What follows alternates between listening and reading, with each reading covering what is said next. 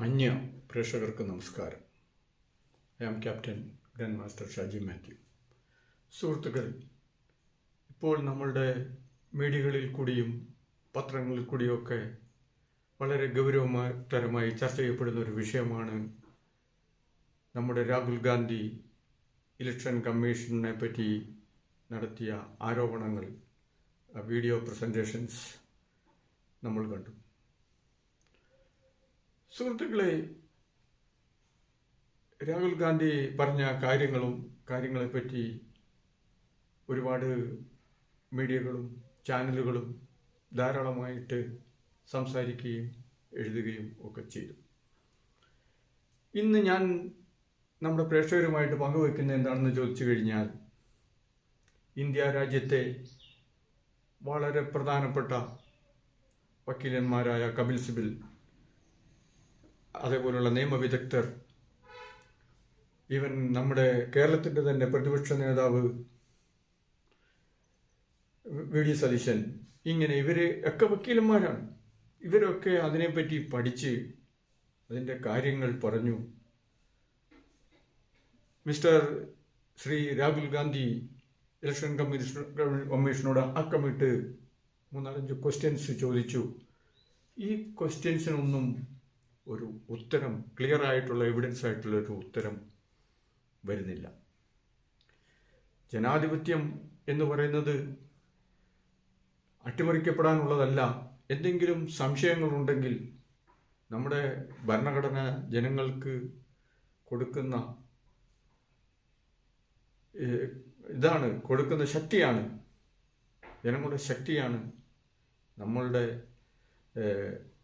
നമുക്ക് ഭരണഘടനാ പ്രകാരം നമുക്ക് ആശയവിനിമയത്തിനുള്ള സ്വാതന്ത്ര്യം, വ്യക്തി സ്വാതന്ത്ര്യം, ഏത് മതത്തിലാണ് വിശ്വസിക്കാനുള്ള സ്വാതന്ത്ര്യം, ഇങ്ങനെ ഭരണഘടനയുടെ അതിൻ്റെ ഫസ്റ്റ് പേജിൽ അഭിമുഖത്തിൽ തന്നെ പറഞ്ഞിരിക്കുന്ന കാര്യങ്ങൾക്ക് എതിരായിട്ട് തന്നെ ഭരണഘടനയെ സംരക്ഷിക്കേണ്ടതായ ഭരണഘടനാ സ്ഥാപനമായ ഇലക്ഷൻ കമ്മീഷൻ ഇങ്ങനെ നടത്തിയിട്ടുണ്ടെങ്കിൽ, ഇതിനു മുമ്പും നടത്തിയിട്ടുണ്ടില്ലെന്നല്ല, എങ്കിലും ഇതേ പ്രകാരം അട്ടിമറിക്കപ്പെട്ടിട്ടുണ്ടെങ്കിൽ, ചോദിക്കുന്ന ചോദ്യങ്ങൾക്ക് ഉത്തരമില്ലാതെ ഒളിച്ചോടപ്പെടുന്നുണ്ടെങ്കിൽ നമ്മുടെ രാജ്യത്തിൻ്റെ, നമ്മളുടെ വ്യവസ്ഥയുടെ പോക്ക് എങ്ങോട്ടാണ്?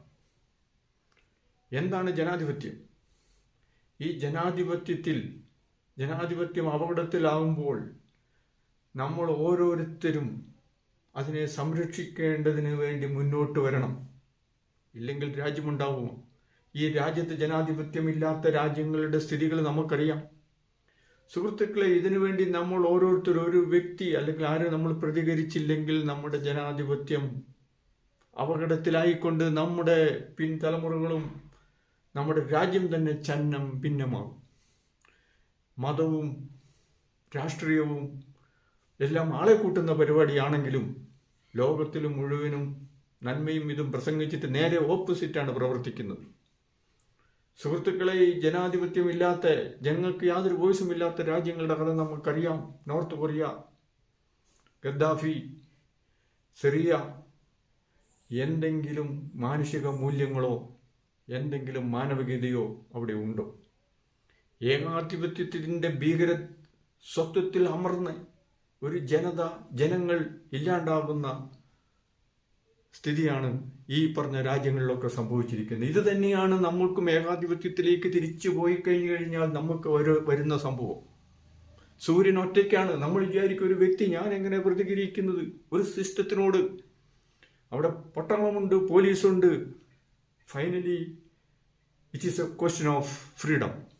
അവർ നിങ്ങളെ ജയിലിലടയ്ക്കും, ചിലപ്പോൾ കൊല ചെയ്യപ്പെടും. നിങ്ങളൊരു കാര്യം വിചാരിക്കണം സുഹൃത്തുക്കളെ, നമ്മുടെ ഇന്ത്യ മഹാരാജ്യത്തെ ബ്രിട്ടീഷ് കോളനി ആയിരുന്ന കാലത്ത് മഹാത്മാഗാന്ധി എന്ന ഏക മനുഷ്യനെ പേടിച്ച് പട്ടാളവും തോക്കും പീരങ്കിയും എല്ലാം എടുത്ത് നാട് വിട്ട് ഓടിയ ചരിത്രമാണ് ബ്രിട്ടീഷ് പട്ടാളത്തിനുള്ളത്. ജനക്കൂട്ടത്തിൻ്റെയും ജനസഹസ്രങ്ങളുടെയും ജനകോടികളുടെയും പവറിന് മുന്നിൽ ഒരു പട്ടാളവും ഒരു ഫോഴ്സും നിലനിൽക്കയില്ല എന്ന് ചരിത്ര സംഭവങ്ങൾ ധാരാളം നമുക്കറിയാം. ഗദ്ദാഫിയുടെ സ്ഥിതി നമ്മൾ കണ്ടു, സദാം ഹുസൈൻ്റെ സ്ഥിതി നമ്മൾ കണ്ടു, കൊറിയയിലെ, ഈവൻ സോവിയറ്റ് യൂണിയനിലും ചൈനയിലും മാവോ ഒക്കെ നമ്മൾ കണ്ടു. ജോസഫ് സ്റ്റാലിനും ഒക്കെ ഇങ്ങനെയുള്ള ഹിറ്റ്ലർ, ജർമ്മനിയിലെ ഏകാധിപത്യം, ആളുകളെ, പാവങ്ങളെ, വിദ്യാസമ്പന്നരല്ലാത്തവരെ നമ്മൾ പറഞ്ഞവരെ യഥാർത്ഥമായ ചിത്രത്തിൽ നിന്നും വേർപെടുത്തിക്കൊണ്ട് സങ്കുചിതമായ ഓരോ പറ്റം ആളുകളുടെ സ്വാർത്ഥ താല്പര്യങ്ങൾക്ക് വേണ്ടി വിനിയോഗിച്ചു കഴിഞ്ഞാൽ സംഭവിക്കുന്നതിൻ്റെ ഭീകരത നമ്മൾക്ക് ഓരോരുത്തർക്കും അറിയാം. സുഹൃത്തുക്കളെ, ഞാനൊരു പ്രൊഫഷണലാണ്. എനിക്കൊരു പാർട്ടിയോ ജാതിയോ മതമോ ഒന്നുമില്ല. എന്നെ സംബന്ധിച്ചോളം ഞാൻ എല്ലാ പാർട്ടികൾക്കും വോട്ട് ചെയ്തിട്ടുണ്ട്. കോൺഗ്രസിന് ചെയ്തിട്ടുണ്ട്, കമ്മ്യൂണിസ്റ്റിന് ചെയ്തിട്ടുണ്ട്, BJP ചെയ്തിട്ടുണ്ട്, സ്വതന്ത്രന് ചെയ്തിട്ടുണ്ട്, ജനതാദളിന് ചെയ്തിട്ടുണ്ട്. നമ്മൾ പാർട്ടി നോക്കിയല്ല, വ്യക്തി നോക്കിയാണ് ഇടപെടുന്നത്. ഇന്നത്തെ ആധുനിക കാലത്ത് വിദേശങ്ങളിലും മറ്റുള്ള രാജ്യങ്ങളിലൊക്കെ ചില അധികം ആളുകളും അങ്ങനെയാണ്. അവർക്ക് പാർട്ടിയൊന്നും ഒരു വിഷയമല്ല. ഉദാഹരണം, വ്യക്തി പ്രഭാവത്തിൽ വ്യക്തികളെ നോക്കി വോട്ട് ചെയ്യും. പക്ഷേ ഈ പാർട്ടി, അല്ലെങ്കിൽ എൻ്റെ പാർട്ടി, എൻ്റെ ആൾക്കാർ, എൻ്റെ മതം, ഞാൻ തന്നെ നല്ലത്, ഞാൻ ശരി എന്നും പറഞ്ഞ് നീതികരമല്ലാത്ത, നീതിക്ക് യുക്തമല്ലാത്ത കാര്യങ്ങൾ ഭരണഘടനാ സ്ഥാപനങ്ങളാണെങ്കിലും കോടതികളാണെങ്കിലും ഗവൺമെൻറ് ആണെങ്കിലും പാവപ്പെട്ടവരുടെ പേരും പറഞ്ഞ്, പാവപ്പെട്ടവരുടെ ഉദാഹരണം പറഞ്ഞ് മിസ്യൂസ് ചെയ്യുന്നത് മനുഷ്യരാശിക്ക് നല്ലതല്ല. സുഹൃത്തുക്കളെ, നമ്മൾ പ്രതികരിക്കണം. നമ്മുടെ ജനാധിപത്യ, നമ്മുടെ ഭരണഘടനയെ നമ്മൾ സംരക്ഷിക്കണം. ജനാധിപത്യ ബോധം ജനങ്ങളിൽ, നമ്മൾ ഒരുത്തൻ തന്നെ ഭൂമിയിൽ ഒറ്റയ്ക്കുണ്ടായിട്ട് എന്തെങ്കിലും കാര്യമുണ്ടോ? ഒരു ഏകാധിപതി എന്തൊക്കെ പറഞ്ഞു കഴിഞ്ഞാൽ ഒരു ഏകാധിപതി മാത്രമായതുകൊണ്ട് വല്ല കാര്യമുണ്ടോ? ഈ ഏകാധിപതികൾ അവരുടെ സ്വാർത്ഥ താല്പര്യത്തിന് വേണ്ടിയിട്ട് നമ്മളുടെ പ്രസ്ഥാനങ്ങളെ, നമ്മളുടെ ജനാധിപത്യ മൂല്യങ്ങളെ ചവറ്റുകുട്ടയിൽ തള്ളുന്ന സ്വഭാവം ഇതിനു മുമ്പ് കൊണ്ട് ഇനിയും ഉണ്ടായിട്ടുണ്ട്. ലോകത്തെല്ലാം മിക്ക രാജ്യങ്ങളിലും എല്ലായിടത്തും തന്നെ നടക്കുന്നുണ്ട്. എങ്കിലും അത് അങ്ങനെ വന്ന് സംഭവിക്കാതെ നമുക്കതിനെതിരെ പ്രവർത്തിക്കേണ്ടത് വളരെ അത്യാവശ്യമാണ്. സുഹൃത്തുക്കളെ, ചില മീഡിയകളൊക്കെ പറയുന്നത് കേട്ടു, രാഹുൽ ഗാന്ധി പൊട്ടനാണ്. രാഹുൽ ഗാന്ധി ആരാണ്? രാഹുൽ ഗാന്ധി ഭരണഘടനാപരമായിട്ട് പ്രധാനമന്ത്രി കഴിഞ്ഞാൽ ഇന്ത്യയുടെ പ്രതിപക്ഷ നേതാവാണ്. ഇന്ത്യയുടെ പ്രതിപക്ഷ നേതാവ് ആയിരക്കണക്കിന് ജനങ്ങളെ വിളിച്ചു കൂട്ടി പത്രസമ്മേളനം നടത്തി, അത് പവർ പ്രസന്റേഷൻ നടത്തിയിട്ട് വ്യക്തമായ തെളിവുകളും ക്വസ്റ്റ്യനും ചോദിച്ചിട്ട് പഠനസമ്പന്നരും ഉന്നതരും അതീവ കുലീനരുമായ ഭരണഘടനാ സ്ഥാനമായ നമ്മുടെ ഇലക്ഷൻ കമ്മീഷൻ ജനാധിപത്യ രീതിയിൽ മറുപടി പറയുന്നില്ല. ഞൊണ്ടിന്യായങ്ങളും ചട്ടങ്ങളും ഇതൊക്കെ പറയുന്നു. അതെങ്ങനെയാണ്? നമ്മുടെ പ്രതിപക്ഷ നേതാവ് തന്നെയാണ് ചോദ്യം ചോദിക്കുന്നത്, അതിന് ഉത്തരങ്ങൾ പറയണ്ടേ? ഉത്തരത്തിൽ നിന്ന് ഒളിച്ചോടുകയാണോ വേണ്ടത്? അതായത് നിങ്ങൾ എന്ത് വേണമെങ്കിലും അയക്കോ, ഞങ്ങൾക്കൊരു പ്രശ്നവുമില്ല, ഞങ്ങളുടെ കയ്യിലാണ് അധികാരം, ഞങ്ങൾ പൗരൻ, ഞങ്ങൾക്ക് തോന്നുന്ന മാതിരി ചെയ്യും എന്നുള്ളതായ ഒരു ദുശാഠ്യമല്ലേ കാണിക്കുന്നതെന്ന് നമ്മൾക്ക് തോന്നാം. സുഹൃത്തുക്കളെ, നമ്മുടെ ഭാരതീയ സംസ്കാരം സത്യമേവേ ജയതേ എന്നാണ് നമ്മളെ പഠിപ്പിച്ചിരിക്കുന്നത്. സത്യം ജയിക്കണം, സത്യം എന്നെന്നും നിലനിൽക്കും. സത്യത്തിൻ്റെ മഹത്വം കാണിച്ചുകൊണ്ടാണ് മഹാത്മാഗാന്ധി നമുക്ക് സ്വാതന്ത്ര്യം മേടിച്ചു തന്നത്. അങ്ങനെ സത്യാന്വേഷികളായ നമ്മൾ ഭാരതീയർ ഒരു വസ്തുതാനിഷ്ഠമായി കാര്യങ്ങൾ അവതരിപ്പിക്കുമ്പോൾ അതിന് മറുപടി കൊടുക്കേണ്ടത് വളരെ പ്രധാനപ്പെട്ടു.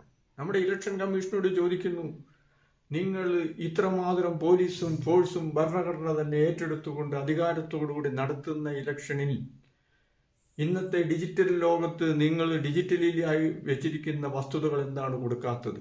ഒരാൾക്ക് മേലുള്ള ഉയരമുള്ള പേപ്പറുകൾ ഫെയ്ഡായിട്ടുള്ളത് കൊടുത്തുകൊണ്ടിട്ട് അതിന് ഒന്നും മറക്കാനില്ലെങ്കിൽ നിങ്ങൾ പോയി അന്വേഷിക്കുക, ഞാനും കൂടെ നിൽക്കാം, അങ്ങനെ നടക്കട്ടെ എന്നല്ലേ പറയേണ്ടത്?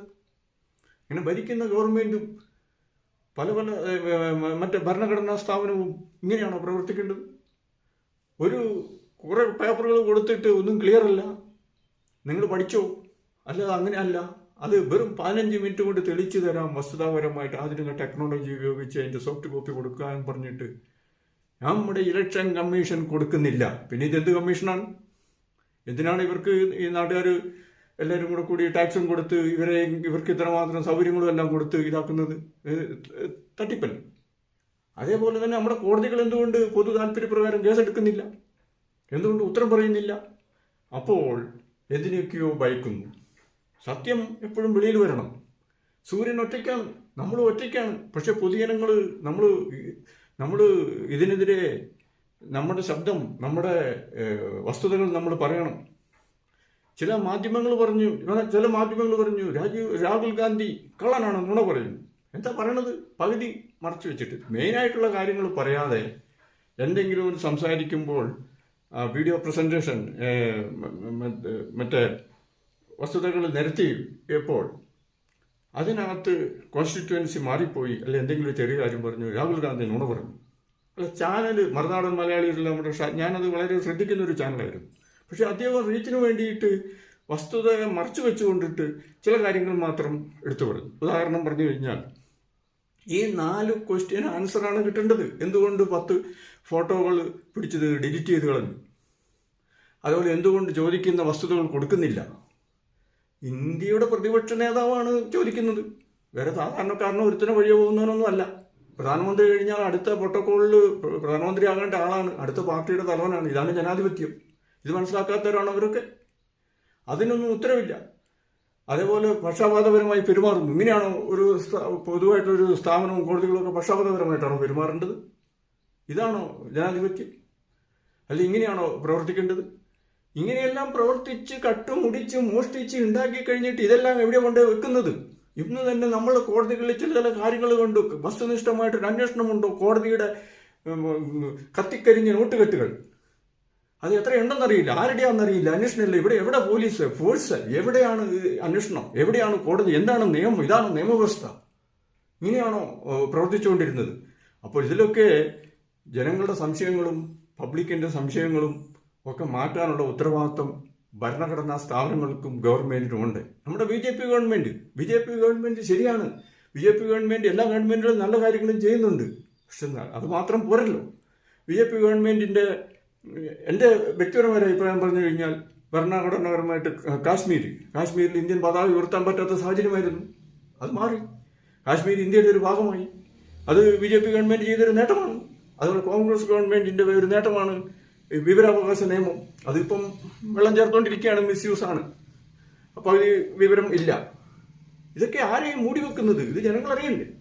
ജനങ്ങളുടെ പൈസ മേടിച്ച് തിന്നുന്നതിനൊരു നന്ദി വേണ്ടേ? സൂഹിക്കുന്നതിനൊരു നന്ദി വേണ്ടേ? എല്ലാവരും കടന്നു വരുമ്പോൾ ചായ കച്ചവടം, വീഡിയോ കച്ചവടം എല്ലാം ആണ്. പക്ഷെ പൊസിഷനിൽ എത്തിക്കഴിഞ്ഞ് കഴിയുമ്പോഴത്തേക്കും മനുഷ്യനും മറക്കും, എല്ലാം മറക്കുന്നു. അവർ ദൈവമായി, അവർ ഈശ്വരനായി, അവർ അവതാരമായി, അവർ പറഞ്ഞ കേൾക്കാൻ പാടുള്ളൂ. What is this? ഇങ്ങനെയാണോ വിദ്യാഭ്യാസവും വിവരവും ഉള്ള ഇത് പറയണ്ട? ആരെങ്കിലും എന്തെങ്കിലും പറയുമ്പോൾ അവനെ അടിച്ചമർത്തുക. യെസ്, ഇനി അങ്ങനെയാണെങ്കിൽ അങ്ങനെ സംഭവിക്കട്ടെ. സുഹൃത്തുക്കളെ, നമ്മൾ പ്രതികരിക്കണം. മറുനാടൻ ഷാജൻ പറഞ്ഞു, അതിൻ്റെ പ്രധാനപ്പെട്ട കാര്യങ്ങൾ ഷാജൻ സാർ പറയുന്നില്ല. അദ്ദേഹം ചില കാര്യങ്ങൾ പ്രതികരിക്കുന്നുണ്ട്, എന്തുകൊണ്ടാണെന്ന് എനിക്കറിയത്തില്ല. അതുപോലെ ഇന്ത്യയിൽ നടക്കുന്ന പ്രധാനപ്പെട്ട കാര്യങ്ങളെപ്പറ്റി പല മീഡിയകളും പല സ്ഥാപനങ്ങളും പല ആധികാരികമായിട്ട് പബ്ലിക്കായിട്ട് ഉള്ളൊരു ചർച്ച ചെയ്യുന്നില്ല. അവരൊക്കെ ഭയപ്പെടുന്നു, ഭയത്തിൻ്റെ അന്തരീക്ഷം വരുന്നു. അങ്ങനെ ഉള്ള ഒരു പ്രസ്ഥാനം എങ്ങനെ ശരിയാവും? അപ്പോൾ നമ്മൾ പബ്ലിക്ക് പ്രതികരിച്ച് ഇതൊരു കർഷക രാജ്യമാണ്.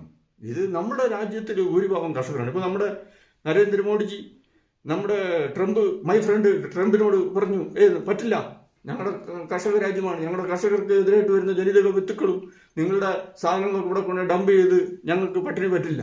വളരെ നല്ലൊരു ഡിസിഷനാണ് ഗവൺമെൻറ് എടുത്തത്. അതേപോലെ ജനാധിപത്യപരമായി നല്ല നല്ല കാര്യങ്ങൾ ചെയ്ത് നമ്മുടെ ഗവൺമെൻറ്റുകൾ മാതൃകയായി നമ്മളുടെ ജനാധിപത്യത്തെ വളർത്തി നമ്മുടെ രാജ്യം ഇപ്പോൾ 3-ാം സ്ഥാനത്തേക്ക് കുതിക്കുകയാണ്. അത് 1-ാം സ്ഥാനത്തേക്ക് വരട്ടെ എന്ന് നമുക്ക് ആശംസിക്കാം, നമുക്ക് പ്രവർത്തിക്കാം. സുഹൃത്തുക്കളെ, നന്ദി, നമസ്കാരം. ലൈക്ക് ചെയ്യുക, ഷെയർ ചെയ്യുക, സന്ദേശം എല്ലാവരിലേക്കും എത്തട്ടെ. നമസ്കാരം. Thank you.